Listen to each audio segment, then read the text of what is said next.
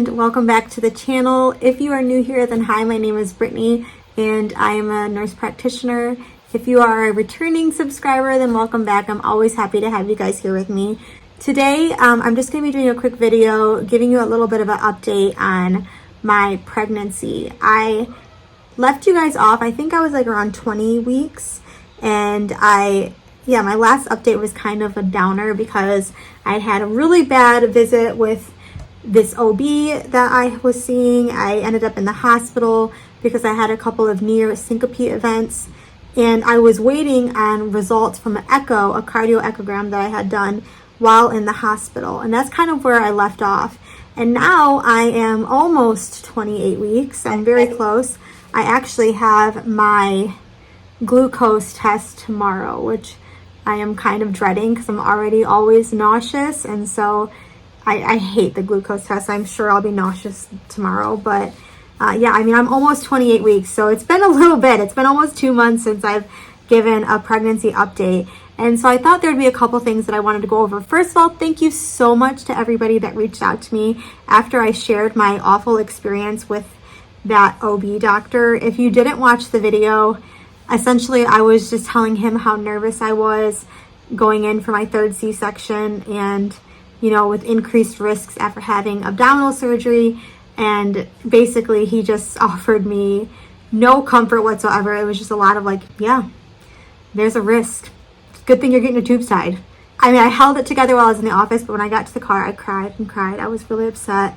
And I'll be honest, my anxiety was not great after that for a while. You may know if you've watched any of my videos, I definitely have a long history of anxiety, and that just kind of sent me, mental health wise, I wasn't in a great place for a little bit there because I was just really resonating with what he had said to me and like thinking of worst case scenario, which is definitely not healthy for myself, for my baby. And then I tried to basically let it go. I don't know how else to put it. Like, I tried to just move on from what he said. There's nothing I can do at this point. Of course I love her and I can't wait to have her here. She's in my body, she's growing, she's healthy, and I'm so thankful for that. And one way or another, she's gonna have to come out of my body. And so there's no point in thinking of worst case scenario. I can't lie and say that I don't have some anxiety definitely towards having her and like getting my next C-section. But I think I'm better than I was. I definitely am better than I was because I was not doing so hot. Okay, so a little bit of an update. Let me just tell you guys, and I thought it'd be interesting to share with you too, because I finally got the results from my echocardiogram. It took forever to get the results. I had to jump through so many hoops, but I wanted to kind of give you, show you basically what it looks like, because I thought it'd be like an interesting learning experience for you. I thought it was really interesting reading through all of the results as well. And so, yeah, so we'll get there. But first, so like I said, I'm almost 28 weeks. I will be 28 weeks, I think, in like 3 days. So I'm like 27 and a half weeks right now. Baby is the size of like a large cabbage or something like that. I'd have to check my app again, and I'm using my phone to record this. I think she's a large cabbage. Approximately like a little over 2 pounds, 14 and a half inches. I definitely am feeling very, very pregnant. I recently started getting like that sciatic nerve pain. I had it with both my other pregnancies. Hi! Both my other pregnancies, and it kicked in about 26 weeks with this pregnancy. I have a little one in the background, and that has been no fun at all. It's definitely like on my left side, and it goes down my left leg, and so that's no fun. Also heartburn. I officially get a lot of heartburn. I've been taking Pepcid and Tums as needed. Sleep, I'm getting up all night long to pee. It's just like all the things that you expect with pregnancy.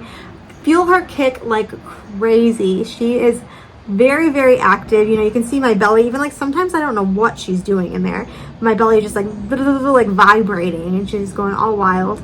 So I mean, that I love. That's that's definitely a very unique experience. It's like unlike anything else. I'm like literally feeling this human inside of me growing and moving around, and so that I do love about pregnancy. Everything else is not my favorite. I can't wait just to have her here and hold her on the outside. So next little update is I did see a different OB.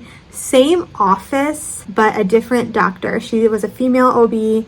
I shared with her, what had happened with that other doctor and how I was experiencing a lot of anxiety.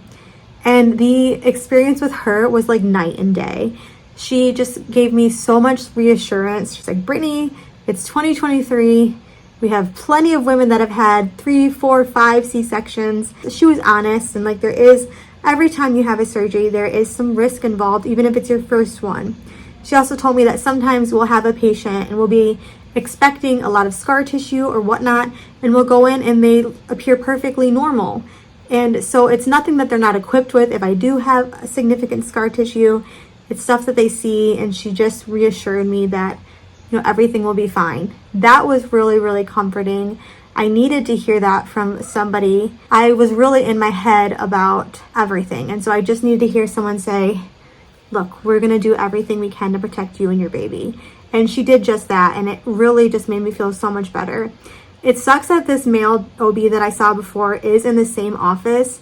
But the thing is, and I gotta confirm this, I don't know that he does deliveries anymore. I mean, he's basically on the verge of retirement.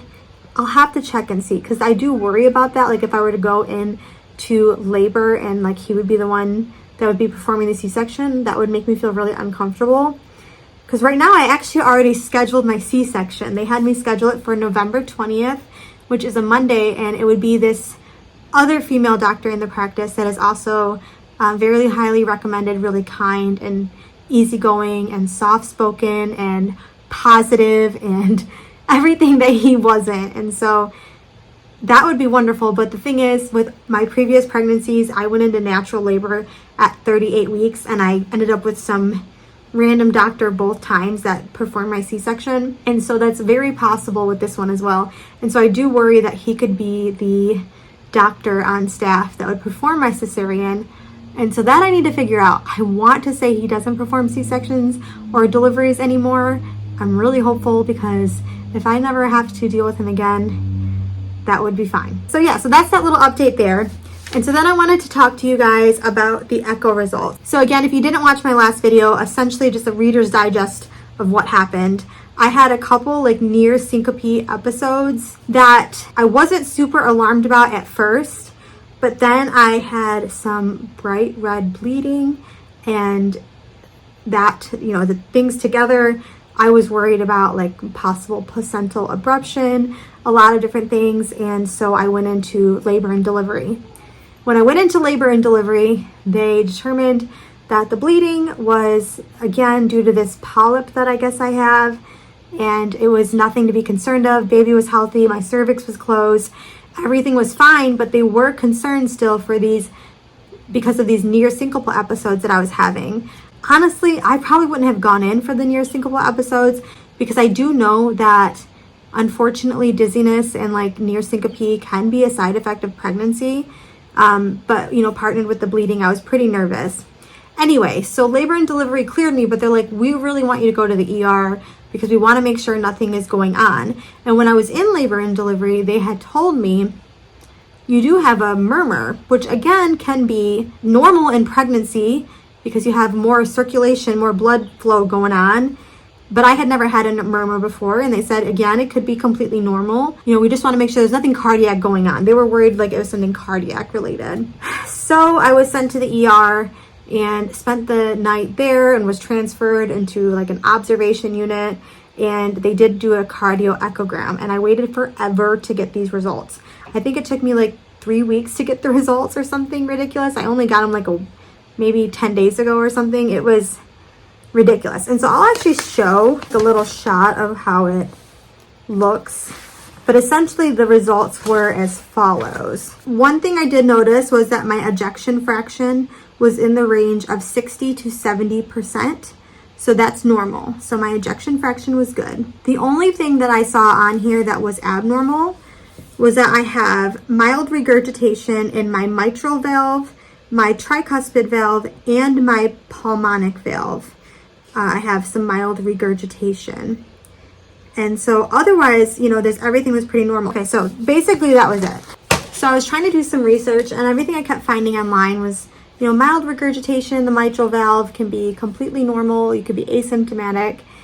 I was trying to find research or something that was talking about having mild regurgitation in all of those valves. I don't know if that is to be more of concern.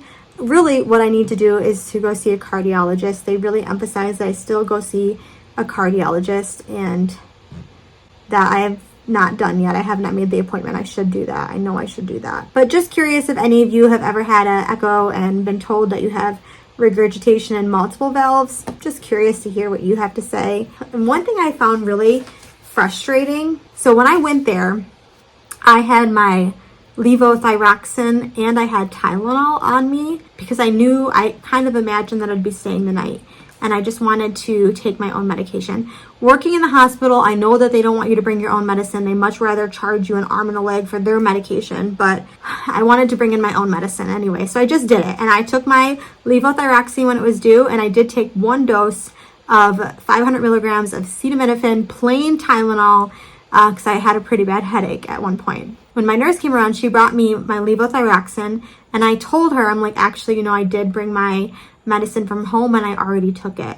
And then she gave me kind of like a little spiel, like, we need to be giving you your medicine so we know what you're taking and whatever. I get it, whatever. And then she's like, would you like some Tylenol with codeine for a headache? Because I told them that I've been having headaches.